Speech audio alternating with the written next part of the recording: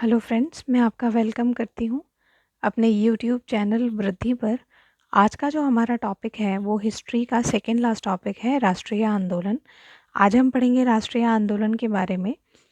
इसका जो टाइम है बेसिकली वो है 1870 से लेकर 1947 यानी भारत की आज़ादी तक। तो हम इसके बारे में थोड़ी सी बात करते हैं, राष्ट्रीय आंदोलन के विषय में थोड़ा चर्चा करते हैं।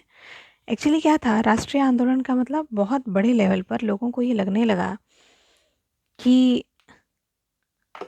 अंग्रेज़ों की सत्ता को स्वीकार क्यों किया जाना चाहिए, हमारा खुद का अस्तित्व क्या है, हम किसके लिए काम कर रहे हैं। धीरे धीरे इसका जवाब सामने आने लगा कि नहीं, हम, हमारा वर्ण, हमारा रंग, जाति, पंथ, भाषा, जो ये सारी की सारी जो तमाम विभिन्नताएं हैं, ये सारी की सारी जो व्यवस्थाएं हैं, इन सब के बावजूद भी सभी को भारतीय होने से नहीं रोका जा सकता है। ठीक है, इसका मतलब क्या हुआ? इसका मतलब ये है कि जो ये आउटसाइडर्स हैं, यानी east India company, sorry, British government, east India company अब कहना सही नहीं होगा, ब्रिटिश गवर्नमेंट, ये आउटसाइडर्स हैं। ये कहीं ना कहीं भारत का एक्सप्लॉयटेशन कर रहे हैं, यहाँ की चीज़ों को लेकर जा रहे हैं, यहाँ का पैसा लेकर जा रहे हैं, जिसके बारे में हम आगे भी बताएंगे। दादा भाई नौरोजी ने इस बात को बहुत खुल के कहा था। तो धीरे धीरे लोगों के अंदर एक राष्ट्रवादिता की भावना पनपने लगी। अब शुरू होती है बात भारत की। भारत में 1857 में एक क्रांति हुई। देखा जाए तो इससे पहले भी कई युद्ध तो हुए, लेकिन वो राजनीतिक लिहाज से नहीं, मतलब बड़े लेवल में नहीं थे। वो एक तरह से रजवाड़े जो थे ना, वो युद्ध करते थे।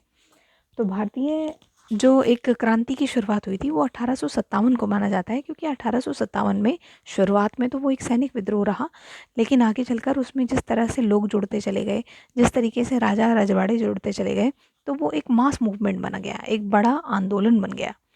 लेकिन उसके बाद एक बड़ा ड्रास्टिक चेंज आया। 1857 के बाद 1858 में विक्टोरिया शासन लागू हो गया, यानी ईस्ट इंडिया कंपनी का शासन ख़त्म करके डायरेक्ट वहाँ की जो गवर्नमेंट थी, इंग्लैंड की जो गवर्नमेंट थी, उसने विक्टोरिया शासन भारत पर लागू कर दिया। अब हम देखते हैं कि 1850 के आसपास धीरे धीरे कुछ राजनीतिक संगठन इकट्ठा होने लगे थे। कुछ ऐसे जो शिक्षित समूह थे, पढ़ लिख रहे थे, वो लोग धीरे धीरे संगठित होने लगे थे। लेकिन ये संगठन भी इतने बड़े लेवल पर नहीं था। इन सभी संगठनों ने धीरे धीरे पूर्ण विकास की चर्चा शुरू कर दी कि नहीं, हमें भारत में क्या चाहिए, पूर्ण रूप से विकास चाहिए। अभी राष्ट्रवादिता का वो एक घनघोर एस्पेक्ट दिखाई नहीं दे रहा है। अभी ये है कि भाई हमें भी पूर्ण विकास चाहिए। जो एक्सप्लॉयटेशन है उसके अगेंस्ट बात कर रहे हैं, छोटी छोटी बातें अभी की जा रही हैं। 1870 से लेकर 1880 के बीच में बहुत सारे शिक्षित पेशेवर लोग थे, और ये वो पेशेवर लोग थे जिन्होंने अलग अपने अपने एक समुदाय, एक सभाएं बनानी शुरू कर दी, यानी अपने लोगों को इकट्ठा करना शुरू कर दिया, ताकि वो वहाँ पर बैठकर विभिन्न जो एस्पेक्ट्स होते थे उन पर चर्चा किया करते थे। तो इनमें कुछ महत्वपूर्ण सभाएं थी, जैसे पूना सार्वजनिक सभा, इंडियन एसोसिएशन, इसके अलावा मद्रास महाजन सभा, इसके अलावा बॉम्बे रेजिडेंसी एसोसिएशन, इसके बाद भारतीय राष्ट्रीय कांग्रेस। ऐसी भी और भी बहुत सारी सभाएं थी, लेकिन यहाँ पर मैंने कुछ को लिया है। ये सब बेसिकली एनसीईआरटी की बुक में है। तो हम देखते हैं कि सबसे ज़्यादा अहम भूमिका पूना सार्वजनिक सभा की तरफ से ली गई। एक्चुअली सार्वजनिक सभा का अर्थ था सार्वजनिक। सार्वजनिक मतलब जो सभी के लिए हो, सभी जनों के लिए हो, उसको बोलते हैं सार्वजनिक। इन्होंने एक एक नया टर्म प्रतिपादित किया जिसको कहा जाता था संप्रभु। संप्रभु का मतलब क्या होता है कि हम सभी को फैसले लेने का अधिकार है। हमें अपने बारे में, स्वयं के बारे में स्वयं फैसले लेने का अधिकार है। ठीक है, तो अब हम यहाँ देखते हैं कि यहाँ पर धीरे धीरे करके राष्ट्रीय आंदोलन एक नया देखा जाए एक बड़े लेवल पर राष्ट्रीय आंदोलन की भावना हर किसी समूह में, हर किसी ग्रुप में हमें दिखाई देती है। दूसरा, इस समय में अंग्रेज़ों के द्वारा कुछ अजीबोगरीब एक्टिविटीज़ की जा रही थी। जैसे उन्होंने 1878 में एक एक्ट प्रतिपादित किया, एक एक्ट बनाया, और ये एक्ट था आर्म्स एक्ट। यानी जितने भी भारतीय थे उनको हथियार रखने की आज़ादी को छीन लिया गया, यानी वो स्वयं के पास किसी भी प्रकार के हथियार नहीं रख सकते थे। और आर्म्स एक्ट बनाया गया था 1878 में। इसके बाद बना vernacular press act. Vernacular press act के तहत जो अखबार था, बेसिकली जो न्यूज़पेपर था, अखबार, उसमें अगर अंग्रेज़ों के खिलाफ, अंग्रेज़ी सरकार के खिलाफ कोई आपत्तिजनक चीज़ें थीं, अगर अंग्रेज़ी सरकार के खिलाफ कोई आपत्तिजनक चीज़ें हों, तो उस पूरे के पूरे अखबार को ज़ब्त किया जा सकता था। ये था वर्नैकुलर प्रेस एक्ट। पूरे के पूरे अखबार को ज़ब्त किया जा सकता था, उसकी संपत्ति को ज़ब्त किया जा सकता था, यानी जो लोगों की अभिव्यक्ति की आज़ादी थी उसको समाप्त कर दिया गया। एक न्यूज़पेपर था जिसका नाम था केसरी। तो केसरी जो न्यूज़पेपर था उसके संपादक हुआ करते थे बाल गंगाधर तिलक, उसके संपादक एडिटर हुआ करते थे। तो वो क्या करते थे, वो अंग्रेज़ों के अगेंस्ट बहुत लिखते थे। अंग्रेज़ों की जो पॉलिसीज़ होती थी, उस पॉलिसीज़ में भारतीयों का नुकसान क्या हो रहा है, उसके बारे में खुलकर उनकी निंदा करते थे। तो ऐसे ही अखबारों पर रोक लगाने के लिए, ऐसी ही पत्रिकाओं पर रोक लगाने के लिए इस तरीके का वर्नैकुलर प्रेस एक्ट बनाया गया। अब ये जो सारी चीज़ें थी कहीं न कहीं भारतीयों के मन में एक द्वेष की भावना को बना रही थी। किसके अगेंस्ट? ब्रिटिश गवर्नमेंट के अगेंस्ट। अब हम देखते हैं 1883 में इल्बर्ट बिल बना। 1883 में, बहुत इंपॉर्टेंट है। इल्बर्ट बिल के तहत ये कहा गया कि जो भारतीय न्यायाधीश है, यानी भारत का जो जज है, उसे अंग्रेज़ों से संबंधित भी वो मुकदमे सुन सकता है। काफ़ी बड़ी बात थी उस समय के दौर में, क्योंकि जो भारतीय न्यायाधीश है, जिस तरह से अंग्रेज़ भारतीयों के मुकदमे सुन सकते थे, उसी तरह से अब भारतीय न्यायाधीश भी अंग्रेज़ों के मुकदमे सुन सकते थे। लेकिन अंग्रेज़ों ने इस बात का बहुत ज़्यादा विरोध किया। अंग्रेज़ों ने इस बात का विरोध किया और इस विरोध के चलते इस बिल को वापस ले लिया गया। इस विरोध के चलते इस बिल को वापस ले लिया गया। अब आगे हम देखते हैं कि जब इस बिल को वापस ले लिया गया तो बड़े लेवल पर, बहुत बड़े लेवल पर एक ऐसी संगठित एक संगठित संगठन की ज़रूरत महसूस होने लगी, जिसके अंतर्गत आकर लोग अपनी बातों को कह सकें, इकट्ठे हो सकें। और इतनी ज़्यादा ज़रूरत महसूस होने लगी कि 1885 में, यानी इसके तकरीबन 2 साल के बाद, 1885 में भारतीय राष्ट्रीय कांग्रेस का जन्म हुआ, यानी भारतीय राष्ट्रीय कांग्रेस की नींव रखी गई 1885 में। बहुत इंपॉर्टेंट है, कई बार क्वेश्चन पूछा गया है। और इसके जो सदस्य थे, हालांकि बहुत सारे सदस्य थे, लेकिन किन्हीं की चर्चा करते हैं, जैसे दादा भाई नौरोजी, जैसे फिरोज शाह मेहता, बदरुद्दीन तैयब, WC बनर्जी और सुरेंद्र नाथ बनर्जी, और भी कुछ अन्य सदस्य इसके मुख्य सदस्य रहे। ये सदस्य बेसिकली पश्चिम बंगाल, कलकत्ता से संबंधित थे, यानी ज़्यादा वहीं से थे।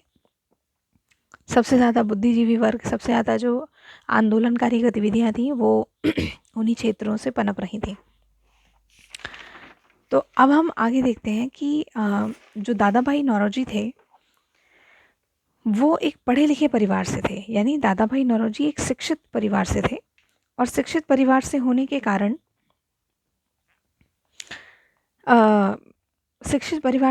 कारण साथ ही साथ वो ब्रिटिश संसद के एक सदस्य भी रहे थे अपने समय में। तो उस समय में उन्होंने जो भारतीय युवा थे उन राष्ट्रवादियों का बहुत ज़्यादा मार्गदर्शन किया, क्योंकि दादा भाई नौरोजी लंदन में, एक तरह से देखा जाए, वो वहाँ पे सदस्य भी थे ब्रिटिश संसद के, तो वो काफ़ी चीज़ों को जानते थे। इसलिए दादा भाई नौरोजी ने जो यहाँ के भारतीय थे, जो यहाँ के युवा भारतीय थे, उनका मार्गदर्शन करना शुरू कर दिया। साथ ही साथ A.O. ह्यूम नाम के एक ब्रिटिश अफसर थे। जब उन्हें रिटायरमेंट मिली तो उन्होंने भी इसमें सक्रिय रूप से बहुत ज़्यादा भाग लेना शुरू कर दिया, प्रचार में एक अहम भूमिका निभाना शुरू कर दिया। अब यहाँ पर हम देखते हैं कि जो कांग्रेस पार्टी है, कांग्रेस पार्टी में क्योंकि बहुत एक तरह से देखा जाए ये कुलीन वर्ग के लोग थे, पढ़े लिखे थे भाई, और उस समय में पढ़ाई लिखाई इतनी आसान तो थी नहीं, जिन्हें अंग्रेज़ी बोलना आता हो, जो मतलब लंदन में जाकर सदस्य भी रहे हों, तो आप समझ सकते हैं उनका घर परिवार कितना संपन्न रहा होगा। तो ऐसे समय में जो कांग्रेस पार्टी के लोग थे वो मध्यम मार्गी हुआ करते थे। मध्यम मार्गी का अर्थ ये है कि वो हमेशा के जो काम होते थे ना, ब्रिटिशर से अक्सर लेटर लिखकर अपनी बातें मनवाने की कोशिश करते थे, यानी हर बार उनसे रिक्वेस्ट करते थे। अब इसके तहत क्या हुआ, मध्यम मार्गी थे, इसके तहत क्या हुआ, जो आर्म्स एक्ट, उन्होंने कहा कि भाई आर्म्स एक्ट हटाया जाए। सिविल सेवा में, जो सिविल सेवा की परीक्षा है जो लंदन में आयोजित होती है, वो भारत में भी आयोजित होनी चाहिए। साथ ही साथ सरकार में भारतीयों को भी ऊंचे पद देने चाहिए। इसकी वजह मैं अभी आपको बताती हूँ। फिर विधान परिषद में भी स्थान दिया जाना चाहिए। विधान परिषद में भी भारतीयों को स्थान देना चाहिए। अब सरकार के ऊंचे पदों में शामिल होना, इसका मतलब आप समझ सकते हैं कि उस समय में जो ऊंचे ऊंचे पद थे उसमें कौन लोग शामिल थे। इस समय में ऊंचे पदों पर अंग्रेज लोग ही शामिल होते थे, क्योंकि अंग्रेज लोगों को उच्च वेतन दिया जाता था, बहुत बहुत ज़्यादा वेतन दिया जाता था। तो अंग्रेज़ ये बिल्कुल भी नहीं चाहते थे कि ऊंचे पदों पर किसी भारतीय को रखा जाए, जिसकी वजह से जो निकासी हो रही है, धन का जो निकास हो रहा है, भारत का पैसा जो यहाँ से इंग्लैंड जा रहा है, वो किसी भी तरीके से रुके। इसीलिए वो भारतीयों को कोई भी उच्च पद नहीं देते थे। साथ ही साथ ये जो मध्यम मार्गी थे, इन मध्यम मार्गी पर आगे चलकर सवाल खड़े होने लगे, क्योंकि ये हमेशा क्या करते थे, सरकार से रिक्वेस्ट करते थे और सरकार इनकी रिक्वेस्ट मानती ही नहीं थी। सरकार इनकी रिक्वेस्ट नहीं मानती थी, वो इनके पर्चों को, जो लेटर ये भेजते थे ना, उन पर्चों को देखती थी, देखने के बाद उसे डस्टबिन में डाल देती थी। ऐसा कई बार देखा गया, लेकिन बाद में क्या हुआ कि कई बार इनकी मांगों को माना भी गया, लेकिन ये कोई तरीका नहीं था राष्ट्रवादिता को पूर्ण रूप से लाने का। इसलिए इस समय में बातें होने लगी आत्मनिर्भरता की। और इसी आत्मनिर्भरता की बात में हम देखते हैं कि एक मतलब जिसमें हम कहते हैं ना कि बाल लाल पाल, मतलब एक ज़बरदस्त लोग उभरते हैं, जिनमें नाम है विपिन चंद्र पाल, बाल गंगाधर तिलक, इनके बारे में मैंने अभी ही बताया, संपादक थे ये, लाला लाजपत राय। इन सभी ने, इन तीनों ने मिलकर, ये अलग हो गए थे कांग्रेस की पार्टी से। इनका मानना था कि कांग्रेस जो है वो बहुत ज़्यादा मध्यमार्गी है, इस तरह से हमें स्वतंत्रता नहीं मिल सकती है, इस तरह से हम राष्ट्रवादिता को आगे नहीं बढ़ा सकते हैं। तो इसलिए ये इनसे अलग हो गए, क्योंकि इनकी विचारधाराएं अलग थी। अब यहीं पर नरम और गरम विचारधाराएं समझ रहे हैं आप, क्योंकि ये तो गरम दल में शामिल थे और वो नरम दल में शामिल थे। तो यहाँ पर बाल गंगाधर तिलक का एक सबसे ज़्यादा फेमस एक स्टेटमेंट थी कि स्वतंत्रता जो है वो मेरा जन्मसिद्ध अधिकार है और मैं इसे लेकर रहूँगा। ये तो बहुत फेमस लाइन भी है, इसलिए मैंने इसे यहाँ मेंशन कर दिया है। आगे चल के अंग्रेज़ अपनी हरकतों से बाज नहीं आ रहे थे। 1905 में एक और बड़ा चेंज आया। अंग्रेज़ों ने क्या किया, उन्होंने बंगाल का विभाजन कर दिया। इस बंगाल के विभाजन के समय जो वायसराय थे, उनका नाम था लॉर्ड कर्जन। यानी लॉर्ड कर्जन के टाइम में 1905 में बंगाल का विभाजन हो गया। तो लोगों ने इस पे बड़ा रोष, बहुत ज़्यादा गुस्सा दिखाया कि बंगाल का विभाजन क्यों किया गया। इसका रीज़न ये था, अंग्रेज़ों की दलीलें ये थी कि जो बंगाल है उसमें और भी प्रांत शामिल हैं, जैसे उसमें बिहार का प्रांत शामिल है, जैसे उसमें कुछ उड़ीसा का प्रांत शामिल है। इस वजह से जो पेपर वर्क किया जाता है उन्हें करने में बड़ी कठिनाई उत्पन्न होती है, इसलिए हमने बंगाल का विभाजन कर दिया। लेकिन अगर बहुत बारीकी तरीके से देखा जाए तो उन्होंने बिहार को और उड़ीसा को अलग नहीं किया, उन्होंने बंगाल को दो भागों में बांट दिया, एक पूर्वी बंगाल और पश्चिमी बंगाल। क्योंकि क्या हो रहा था, सबसे ज़्यादा जो आंदोलनकारी गतिविधियां थी उन पर रोक लगाने के लिए उन्होंने बंगाल को दो भागों में विभाजित कर दिया। आगे हम देखते हैं, इन्होंने अपनी कुछ दलीलें दी। इन्होंने कहा कि भाई हमें प्रशासकीय सुविधा चाहिए थी, क्योंकि बंगाल बहुत बड़ा है, प्रशासन में बहुत दिक्कतें आती हैं, इसलिए हमने बंगाल का विभाजन कर दिया। तो पूर्वी बंगाल को असम में मिला दिया, ये बहुत इम्पोर्टेंट है। पूर्वी बंगाल को असम में मिला दिया, और जो गैर बंगाली इलाके थे, जैसे मैंने अभी बताया, जो गैर बंगाली इलाके थे जैसे उड़ीसा, जैसे बिहार, इनको हटाया नहीं, लेकिन पूर्वी बंगाल को असम में मिला दिया। तो अब धीरे धीरे अंग्रेज़ों की ये जो इनके ये जो तरीके थे, उन तरीक़ों को भारतीय समझ रहे थे। आगे चलकर जो बंगाल था उसमें इस तरीके का आंदोलन बहुत तेज़ हो गया, बहुत बढ़ चढ़ कर आंदोलन हुआ, और ये आंदोलन बहुत ताकतवर भी रहा। बंगाल विभाजन के दौरान ही एक व्यापक तौर पर बेसिकली दक्षिण की तरफ वंदे मातरम आंदोलन इस तरीके की आवाज़ें उठने लगी। वंदे मातरम आंदोलन इस तरीके की आवाज़ें कहाँ पर उठने लगी? बंगाल विभाजन के दौरान दक्षिण भारत में। आगे चल के हम देखते हैं कि जो आंध्र प्रदेश के डेल्टाई जो क्षेत्र थे, आंध्र प्रदेश के जो डेल्टाई क्षेत्र थे, उन पर भी व्यापक तौर पर ब्रिटिश शासन का विरोध किया गया। यानी इन्होंने कहा कि हम भी, ये लोग भी व्यापक तौर पर ब्रिटिश शासन के विरोध में सामने आए और धीरे धीरे करके स्वदेशी को बढ़ावा दिया जाने लगा। स्वदेशी को बढ़ावा मतलब जो भारत से निकासी हो रही है, जो भारत का जो माल है जो भारत में बन रहा है उसे भारतीय खरीदें, यानी स्वदेशी को बढ़ावा दिया जाने लगा। और आगे चलकर क्रांतिकारी हिंसा भी होने लगी। आगे चल के हम देखते हैं विद्रोह होने लगे, हिंसा होने लगी और इसी दौरान एक और अहम भूमिका निभाई गई अंग्रेज़ों के द्वारा। अंग्रेज़ क्या करते थे, उनकी एक पॉलिसी थी फूट डालो और राज्य करो।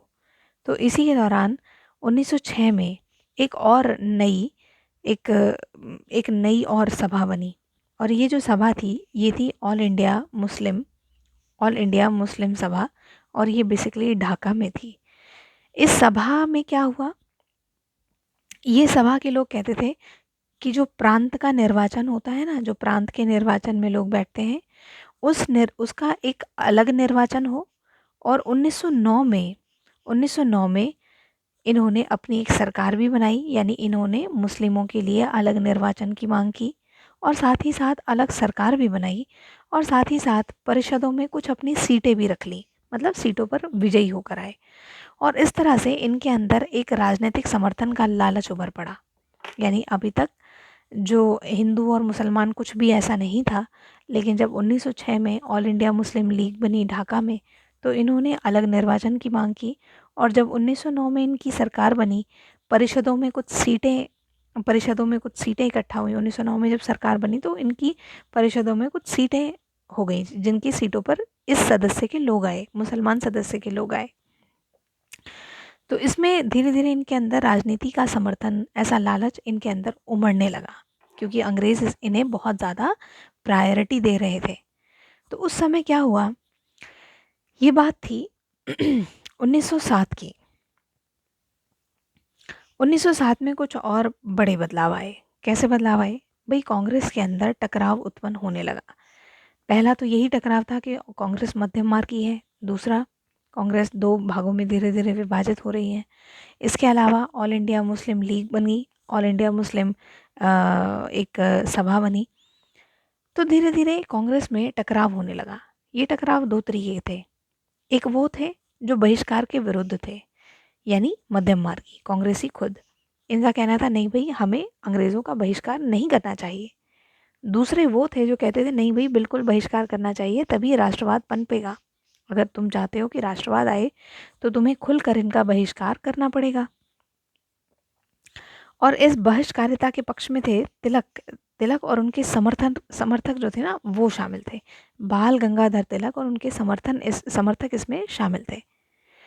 आगे चल के क्या हुआ, 1915 में एक और गठबंधन हुआ। गठबंधन इन द सेंस कि पहले जब कांग्रेस में फूट पड़ गई, लोग अलग इधर उधर हो गए। आगे चल के 1915 में एक बार फिर से एकता स्थापित हुई क्योंकि इन्हें लगा कि अकेले अकेले चलने से कुछ भी हासिल नहीं होगा। मुस्लिम लीग और कांग्रेस इन दोनों ने आगे चलकर एक दूसरे के साथ एकता की और ये वही समय था।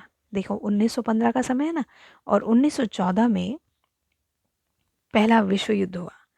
अब इस विश्व युद्ध में जो इंग्लैंड था वो बड़े लेवल पर युद्ध में, मतलब बड़े लेवल पर विश्व युद्ध में भागीदारी थी इंग्लैंड की।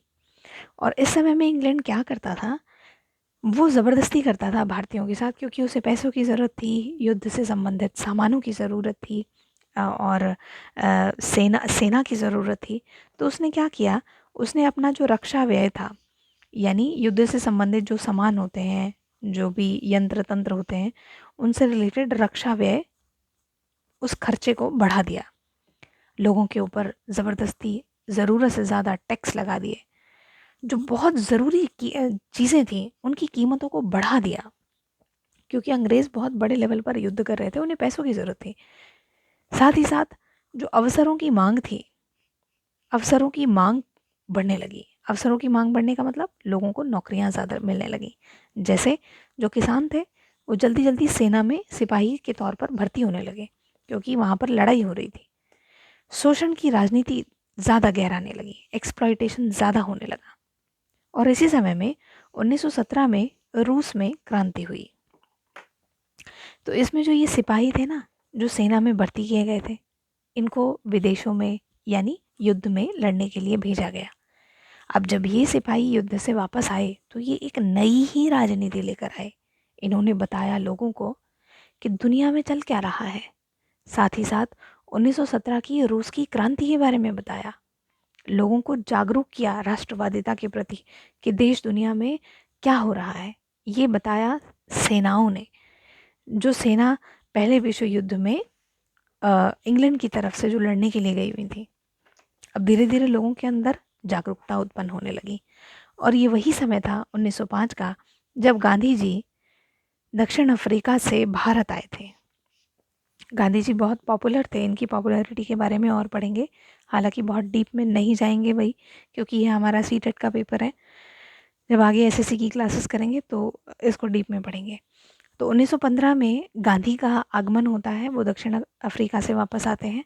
और 1918 में अहमदाबाद के जो मिल मज़दूर हैं उनके साथ मिलकर वो अंग्रेज़ों के विरुद्ध एक आंदोलन छेड़ देते हैं। हालांकि गांधी जी के आंदोलन अहिंसावादी थे, लेकिन कहीं ना कहीं अब लोग जो हैं वो मास मूवमेंट यानी बहुत सारे लोग इकट्ठे होने लगे किसी एक नेता के अंतर्गत, किसी एक समुदाय या यूं कहे किसी एक पार्टी के अंतर्गत।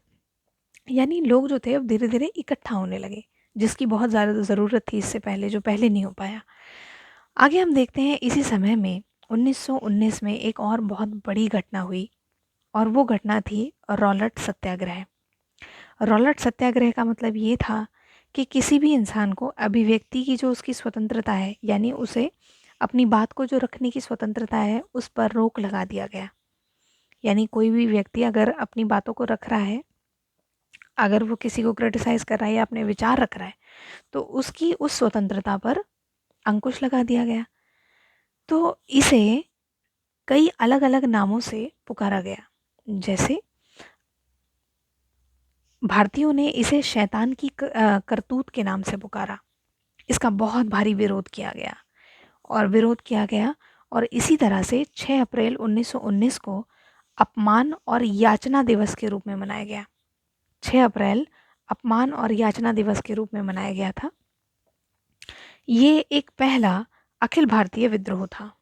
ये एक पहला अखिल भारतीय विद्रोह था जिसमें बहुत बड़े लेवल पर बहुत लोग इसमें शामिल हुए। लेकिन इसके विपरीत अंग्रेज़ों की एक ज़बरदस्त एक प्रतिक्रिया हुई। क्या प्रतिक्रिया हुई? अमृतसर में बहुत सारे लोग इसी विषय पर चर्चा करने के लिए इकट्ठा हुए थे, जहां पर जनरल डायर ने 13 अप्रैल 1919 को उस असंख्य भीड़ पर उन्होंने गोली चला दी। और उस गोलियों के निशान आज भी उन दीवारों पर हैं, और लोग जान बचाने के लिए इधर उधर भागने लगे। और वहाँ से निकलने का, उस स्थान से निकलने का एक छोटा सा सकरा सा रास्ता था। उसी रास्ते पर जनरल डायर अपने सिपाहियों के साथ बैठ गए और उन्होंने अंधाधुंध गोलियां चलाई। सारे लोग मारे गए। इस ये जो एक प्रतिक्रिया थी ना, इसका बहुत बड़ा परिणाम निकला, जिसमें जो रविन्द्रनाथ टैगोर जी थे उनको एक नाइटहुड की उपाधि दी गई थी। इंग्लैंड ने उन्हें नाइटहुड की उपाधि दी थी। मतलब उनके पास बहुत सारा ज्ञान था।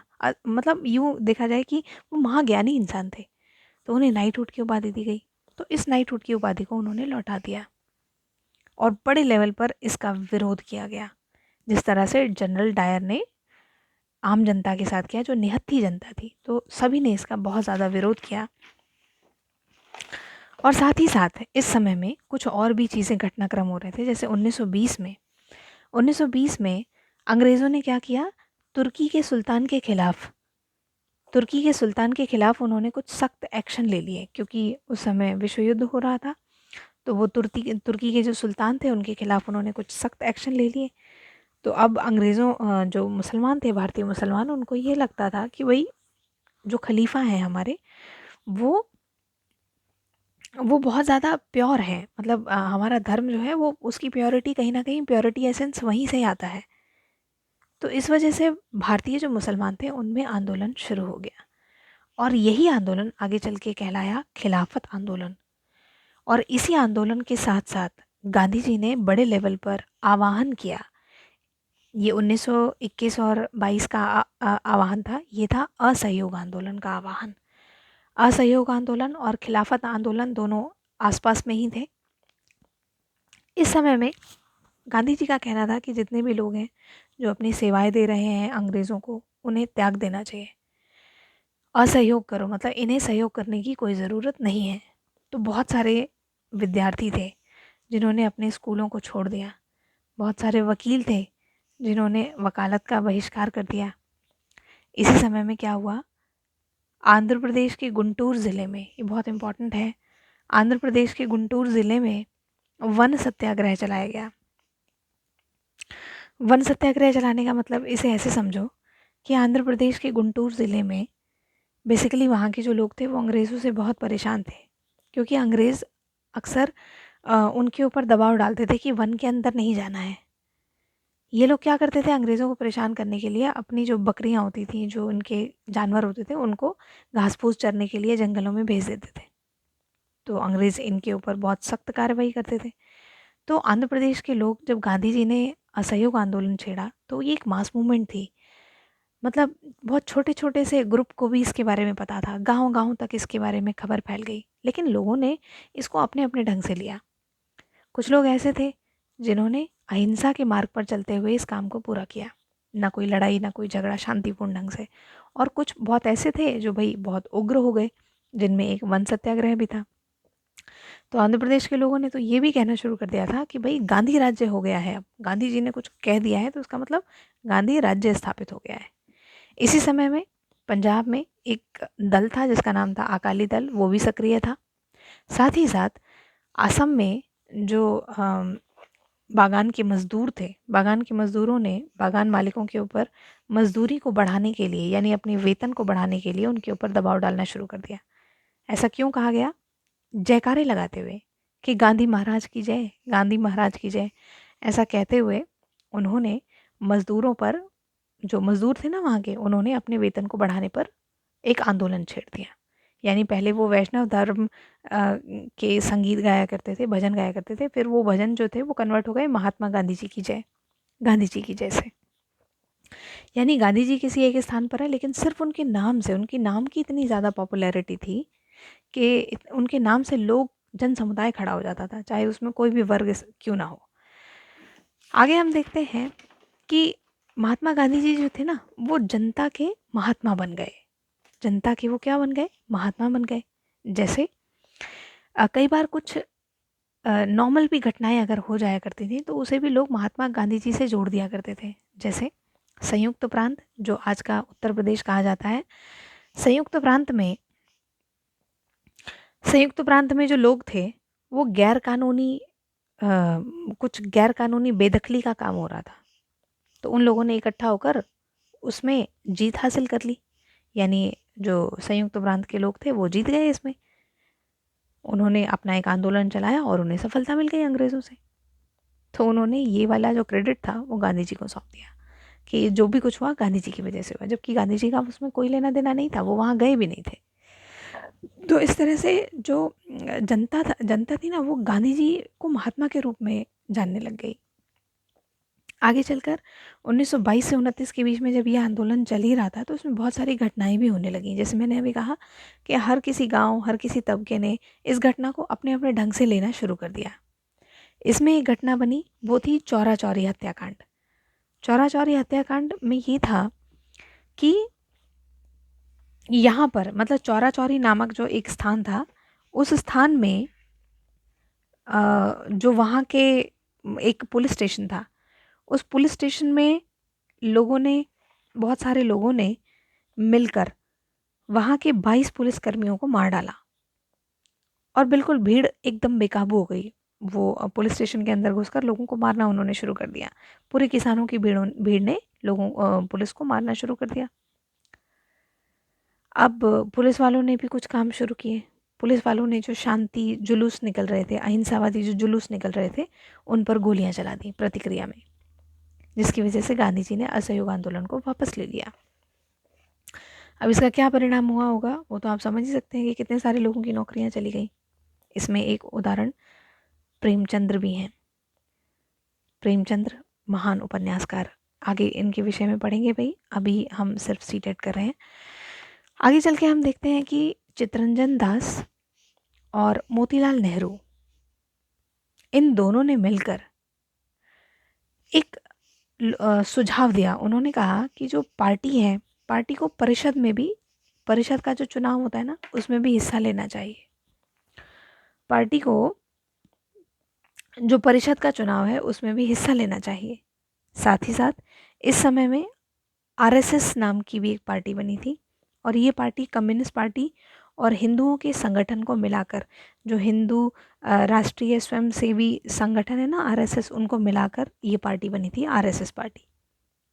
लेकिन हम देखते हैं कि इन्होंने, मतलब चित्तरंजन दास और मोतीलाल नेहरू जी ने कहा कि पार्टी को परिषद का जो चुनाव होता है ना उसमें भी पार्टिसिपेट करना चाहिए। तो अब नई नई विचारधाराएं बनने लगी। साथ ही साथ 1930 में सविनय अवज्ञा आंदोलन शुरू हुआ। ऐसा क्यों था?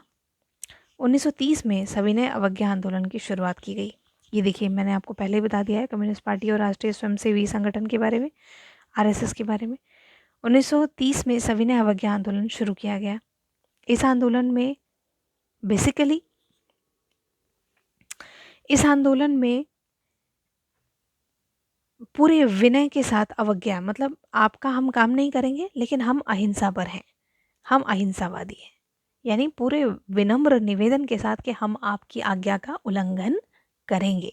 ये था सविनय अवज्ञा आंदोलन, जिसमें भी बड़े लोगों ने, मतलब बहुत सारे मास मूवमेंट ने इसमें पार्टिसिपेट किया। साथ ही साथ कुछ ऐसे भी वर्ग थे, कुछ ऐसे भी लोग थे, राष्ट्रवादी ऐसे भी लोग थे जिन्होंने हिंसात्मक तौर अपनाया। मतलब वो चाहते थे कि अंग्रेज़ जो हैं वो समझें, अंग्रेज़ भारतीयों को समझें। और ऐसा करने के लिए एक सबसे महान क्रांतिकारी भक्त, जिनका नाम रहा भगत सिंह जी। भगत सिंह जी ने कहा कि बहरे कानों को सुनाने के लिए धमाकों की ज़रूरत है, इंकलाब जिंदाबाद। इन्होंने क्या किया? इन्होंने एक सैंडर्स नाम के पुलिस थे, एक अफसर थे, उनकी हत्या कर दी। क्यों ऐसा किया इन्होंने? क्योंकि ये जो पुलिस थे ना, इन्होंने लाठी चार्ज किया था लाला लाजपत राय के ऊपर। इन्होंने लाठी चार्ज किया जिसकी वजह से भगत सिंह ने उनको, उनकी हत्या कर दी। और आगे चलकर 8 अप्रैल 1929 को केंद्रीय विधानसभा में भी इन्होंने बम फेंका। क्या बताने के लिए? कि जो बहरे कान हैं उनको सुनाने के लिए धमाकों की ज़रूरत है। हालांकि इन्हें फांसी दे दी गई, लेकिन इस तरीके के हम बहुत सारे एग्जाम्पल देखते हैं जिन्होंने भारत की आज़ादी में अपनी जान न्यौछावर कर दी। 1929 में एक बहुत बड़ा पक्ष दिखाई देता है, बहुत बड़ी बात, पहली बार पूर्ण स्वराज्य का प्रस्ताव। 1929 में पूर्ण स्वराज्य का प्रस्ताव दिखाई देता है कि नहीं, अब हमें पूरी तरह से स्वराज्य चाहिए, हमें हमारा देश चाहिए। और 26 जनवरी 1930, ये 30 है भाई, 26 जनवरी 1930 को सब ने स्वतंत्रता दिवस मनाया।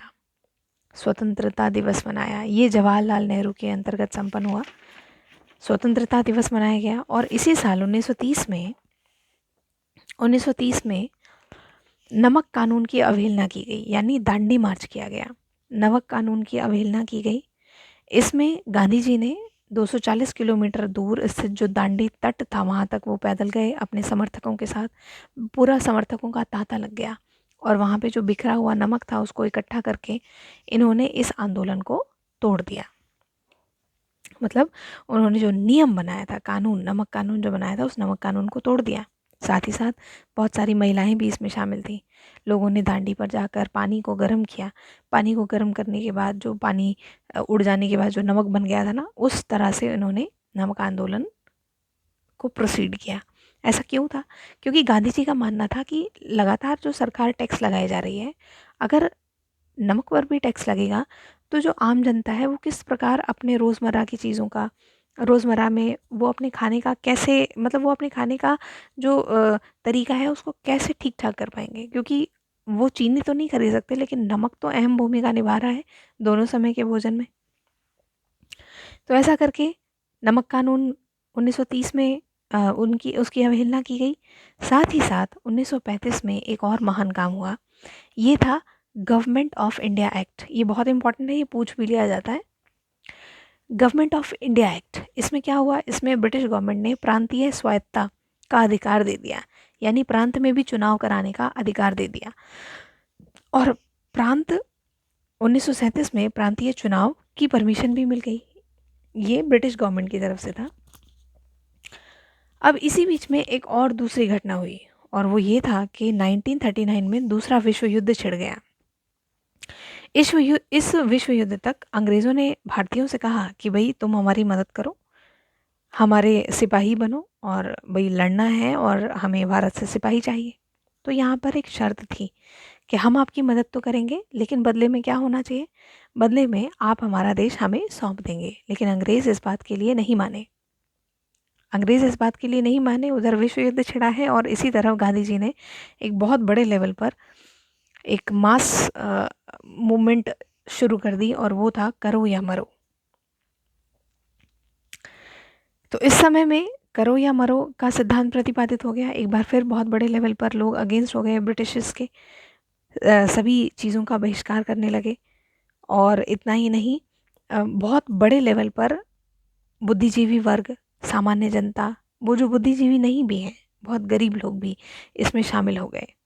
और यहाँ पर हम देखते हैं कि एक और महान देशभक्त जिन्होंने आज़ाद हिंद फौज बनाई, यानी आईएनए